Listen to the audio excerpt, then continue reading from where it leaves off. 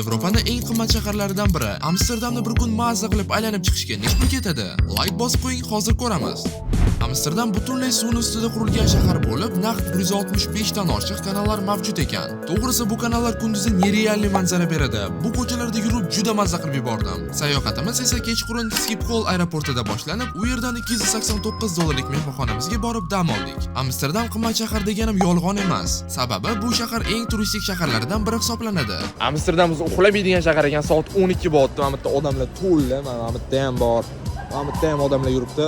Ertaga ertalab uyg'onamiz va shaharni polniy mazza qilib aylanib chiqamiz. Chiroyli joylardan. Shaharga kelsak, Amsterdamning eng mashhur joylarini aylandim. Damskver, bu yerda shu qirollarning qasri joylashgan ekan. Eng mashhur kanallarini ham ko'rdik. Xullas shuncha joyni ko'rib aylanib bir tiyin pul sarflamadim. Orada faqat ovqatlanishlarga $42 ketdi.